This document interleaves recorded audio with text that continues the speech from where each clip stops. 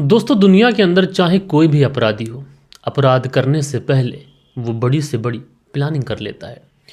लेकिन वो ये भूल जाता है कि वो प्लानिंग तो कर रहा है और वो प्लानिंग कर कर कत्ल भी कर देगा। लेकिन उसके बाद में उसका जो हश्र होगा, जो अंजाम होगा, उसका शायद उसे अंदाज़ा नहीं होता है। दरअसल दोस्तों, उत्तर प्रदेश के फिरोज़ाबाद में एक नारखी थाना पड़ता है और इसी नारखी थाने के अंतर्गत एक गांव आता है, जाखई गांव।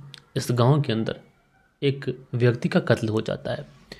मामला पुलिस तक पहुंचता है और पुलिस जब इस पूरे मामले के अंदर छानबीन करती है और जब कातिल को पकड़कर पुलिस थाने लेके आती है, तो जो कोई भी इस कातिल को देखता है, उस कातिल को देखने के बाद में वो परेशान था कि आखिरकार इंसान भरोसा करे भी तो किस रिश्ते पर भरोसा करे। रात के 10 बज चुके हैं। मैं हूं आप सभी का अपना शावेज मलिक और हाजिर हूं आप लोगों के सामने फिर से एक क्राइम की कहानी को लेके, एक क्राइम की घटना को लेके। तो फिर चलते हैं, सीधा सीधा इस कहानी का रुख करते हैं। बात करूं दोस्तों आज की इस कहानी की, तो आज की इस कहानी की शुरुआत होती है उत्तर प्रदेश से। और इसी उत्तर प्रदेश के अंदर एक शहर लगता है फिरोज़ाबाद। ये जो फिरोज़ाबाद शहर है, इसी शहर के अंतर्गत एक थाना आता है, नारखी थाना। और इसी थाने के अंतर्गत एक गांव आता है, जाखई गांव। इसी गांव के अंदर एक परिवार रहा करता है, जिस परिवार में सौरभ सिंह, उम्र उनकी लगभग 32 साल के आसपास है, और उनकी पत्नी है जिसका नाम है प्रीति। प्रीति जिसकी उम्र भी लगभग 27-28 साल के आसपास रही होगी। एक बेटा भी है जिसकी उम्र 3 साल के आसपास है। बात कर रहा हूँ मैं 9 जनवरी साल 2026 की। और इसी 9 जनवरी साल 2026 को सौरभ के मोबाइल पर एक फ़ोन आता है। सौरभ उस फ़ोन को उठाता है और बातचीत करते करते बाहर निकल जाता है। पत्नी सोच रही थी कि बातचीत कर कर घर वापस आ जाएंगे, लेकिन उसके बाद में सौरभ लौट कर ही नहीं आता है। हालांकि पत्नी जो थी बार बार अपने पति का मोबाइल नंबर ट्राई करती है प्रीति, लेकिन मोबाइल नंबर अब स्विच ऑफ बताने लगा था। प्रीति की टेंशन बढ़ती है, वो इधर उधर ढूंढने की कोशिश भी करती है, लेकिन जब पति के बारे में कहीं से कोई जानकारी नहीं मिलती है, तो आखिरकार इस बात की सूचना वो अपने ससुराल में दे देती है।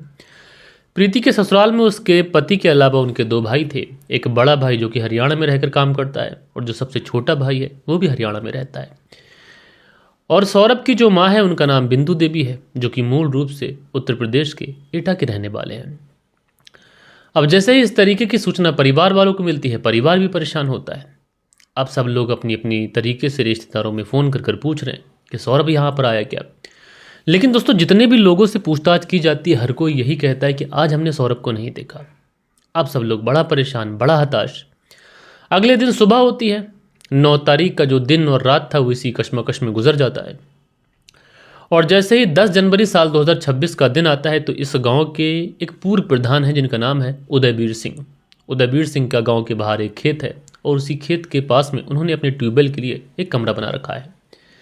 दरअसल जब ये सुबह सुबह अपने खेतों पर पहुंचते हैं, तो देखते क्या है कि ट्यूबवेल के पास में एक शव पड़ा हुआ है।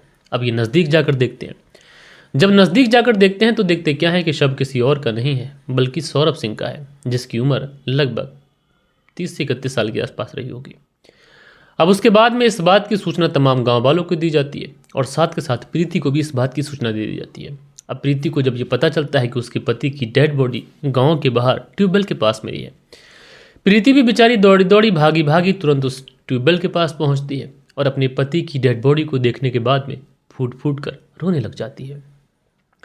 प्रीति को समझ नहीं आ रहा था कि उसका पति हंसता खेलता बोलता चालता घर से बाहर गया था, और न जाने किस बेरहम ने इतनी बेरहमी के साथ उसके पति का कत्ल कर दिया। प्रीति का रो रो कर बुरा हाल था, जैसे मानो प्रीति की दुनिया ही उलट चुकी थी। और दोस्तों, जाहिर सी बात है कि अगर किसी के पति का कत्ल हो जाए, महज 3 साल का बच्चा हो, तो फिर ऐसे में पत्नी के ऊपर क्या बीतेगी, इस बात का अंदाज़ा लगा पाना बड़ा मुश्किल है। लिहाजा उसके बाद में मामला पुलिस तक पहुंचता है। पुलिस भी तुरंत मौके पर पहुंच जाती है, और उसके बाद में इस बात की जो सूचना होती है, ये सौरभ के परिवार वालों को भी दे दी जाती है। अब सौरभ के जो परिवार वाले थे वो भी बेचारे घटनास्थल पर पहुंच जाते हैं। उसके बाद में पुलिस डेड बॉडी को पोस्टमार्टम के लिए भेजती है, और यहाँ पर पूछताछ शुरू करती है।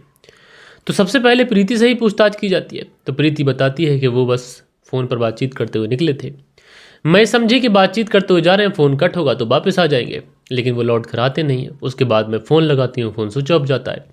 उसके बाद में मैं इधर उधर हर जगह ढूंढने की कोशिश कर लेती हूँ। जब वो कहीं नहीं मिलते हैं, तो इस बात की सूचना मैं अपने ससुराल में अपनी सास, अपने जेठ और अपने देवर को दे देती हूँ।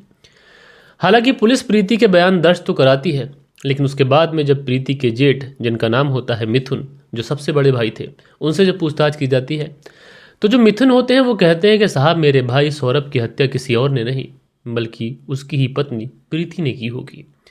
प्रीति ने हत्या की होगी या फिर करवाई होगी, लेकिन इसके पीछे और कोई नहीं हो सकता है। अब पुलिस जब इसके पीछे का रीज़न पूछती है तो मिथुन कहते हैं कि यहाँ पर प्रीति और उसके भाई सौरभ के बीच में रिश्ते ठीक ठाक नहीं थे और इसी वजह से मुझे डाउट है कि प्रीति ने ही मेरे भाई का कत्ल कराया है। हालांकि पुलिस को प्रीति के ऊपर डाउट था या फिर नहीं था वो तो एक अलग मैटर है, लेकिन पुलिस को प्रीति के खिलाफ एक भी सबूत नहीं मिला था। इसलिए पुलिस ये भी सोचती है कि हो सकता है कि पारिवारिक कुछ कलह की वजह से ये प्रीति का नाम वगैरह लगा रहे हो। इसलिए पुलिस अज्ञात लोगों के खिलाफ मुकदमा दर्ज करती है और इस पूरे केस की छानबीन शुरू करती है। और जब पुलिस इस पूरे केस की तहकीकात शुरू करती है तो सबसे पहले प्रीति से सही तरीके से पूछताछ की जाती है।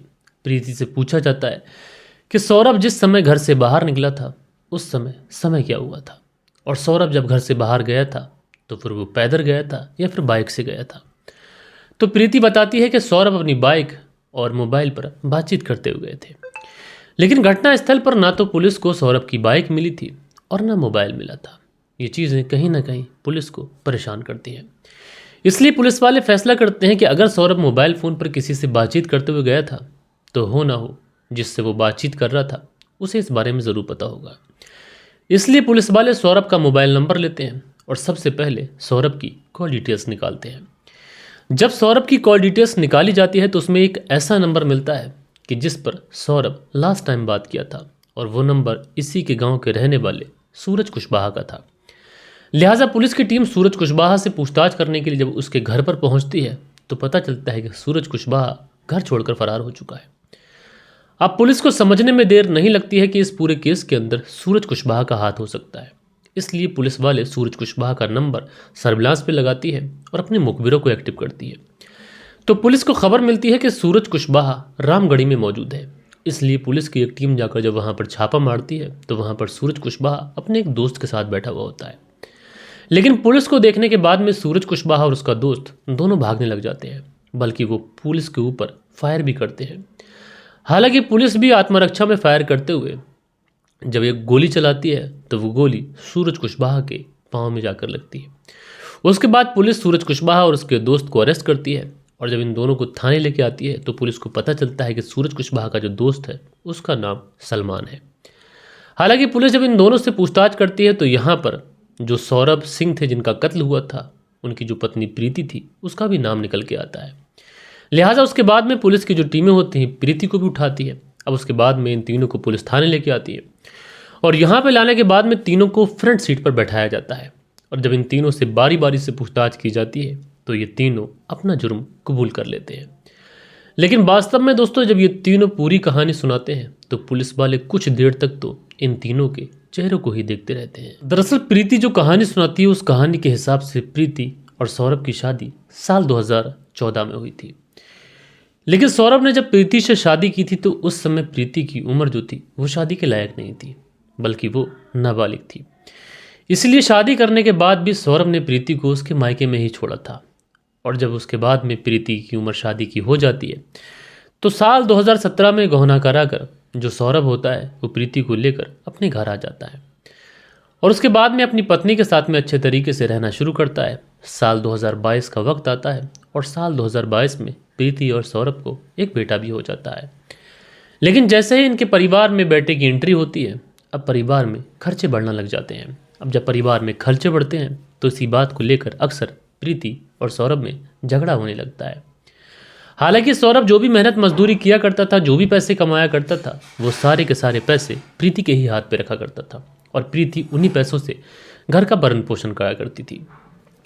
लेकिन कहीं ना कहीं प्रीति जो थी वो सौरभ से संतुष्ट नहीं थी। इसी वजह से पड़ोस में रहने वाले जो सूरज कुशवाहा था उसके साथ में प्रीति के नाजायज़ रिश्ते बन जाते हैं।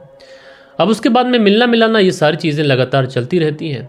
लेकिन दोस्तों कहा जाता है कि ये चीज़ें ऐसी होती हैं कि छुपाए छुप नहीं पाती और आखिरकार इस बारे में प्रीति के पति सौरभ को खबर लग जाती है। और जैसे ही सौरभ को ये पता चलता है कि उसकी पत्नी प्रीति के पड़ोस में ही रहने वाले सूरज कुशवाहा के साथ में रिश्ते हैं, वो इस बारे में अपनी पत्नी से बात करता है। लेकिन जब सौरभ अपनी पत्नी से बात करता है तो उसकी जो पत्नी होती है इन रिश्तों के बारे में शुरू से इनकार कर देती है। कहती है कि दरअसल तुम्हारे जहन में जो चीज़ें चल रही हैं ऐसा कुछ भी नहीं है। लेकिन कहीं ना कहीं सौरभ को यकीन नहीं, इस बात का अंदाज़ा भी था कि उसकी पत्नी पीठ पीछे सूरज से मुलाकात भी करती होगी। इसलिए जो सौरभ होता है वो अपनी पत्नी की जासूसी शुरू करता है। उसके बाद में एक दिन वो देखता है कि उसकी पत्नी वाकई में सूरज से मुलाकातें भी करती है। इसके बाद में जो सौरभ होता है अपनी पत्नी की बड़ी ही बेरहमी के साथ में पिटाई कर देता है। अब जैसे ही पत्नी की पिटाई करता है तो जो पत्नी होती है पुलिस थाने पहुंचती है और सौरभ के ऊपर दहेज जो उत्पीड़न होता है उसका केस दर्ज कराती है। और उसके बाद में थाने से लौटने के बाद में ये घर नहीं आती है बल्कि अपने मायके चली जाती है। हालांकि कुछ दिनों के बाद में परिवार इन सारे लोगों की रजामंदी के साथ में आखिरकार जो प्रीति होती है उसको सौरभ के साथ भेज दिया जाता है। लेकिन प्रीति सौरभ के साथ लौट तो आती है, लेकिन उसके बाद में इसके अब कहीं ना कहीं जो इसका प्रेमी सूरज था उससे मिलने जुलने में थोड़ी मुश्किल आ रही थी। इसलिए सूरज से मुलाकात करती है और मुलाकात करने के बाद में कहती है कि मुझे तुम्हारे साथ ही रहना है और तुम्हारे साथ ही जीना है, और ऐसे में अगर हम दोनों के मिलने में परेशानी आएगी तो फिर ऐसा कब तक चलेगा। बेहतर यही होगा कि सौरभ को रास्ते से हटा देना चाहिए। उसके बाद ये दोनों मिलकर प्लान करते हैं, लेकिन सूरज कुशवाहा ये सब कुछ अकेले नहीं कर सकता था। इसलिए वो इस बारे में अपने एक दोस्त सलमान से जिक्र करता है और सलमान भी उसके इस काम में उसका साथ देने के लिए तैयार हो जाता है। उसके बाद में ये लोग 9 जनवरी साल 2026 को प्लान के मुताबिक सौरभ को कॉल करते हैं और कॉल करने के बाद में जो गांव के बाहर ट्यूबवेल था उसी ट्यूबवेल पर मिलने के लिए बुलाते हैं। हालांकि सौरभ ये बहुत अच्छे से जानता था कि सूरज कुशवाहा के रिश्ते उसकी पत्नी के साथ में है, इसलिए सौरभ मिलने गया था शायद बातचीत कर कोई हल निकल आए।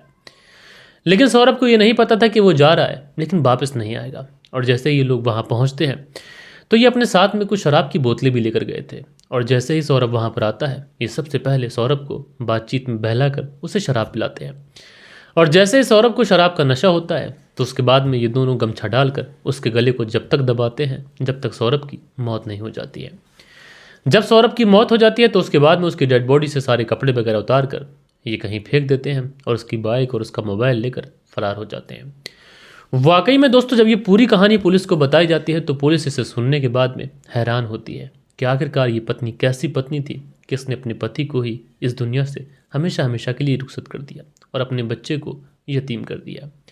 आप लोग इस पूरी स्टोरी के बारे में जो भी सोचते हो अपनी राय में मुझे कमेंट्स बॉक्स में ज़रूर से ज़रूर दीजिएगा। मैं मिलता हूँ आप लोगों से कल के दिन किसी और स्टोरी के साथ में। जब तक के लिए अपना ख्याल रखें, देश का ख्याल रखें, परिवार के रिश्तों की अहमियत को समझें। जय हिंद, जय भारत।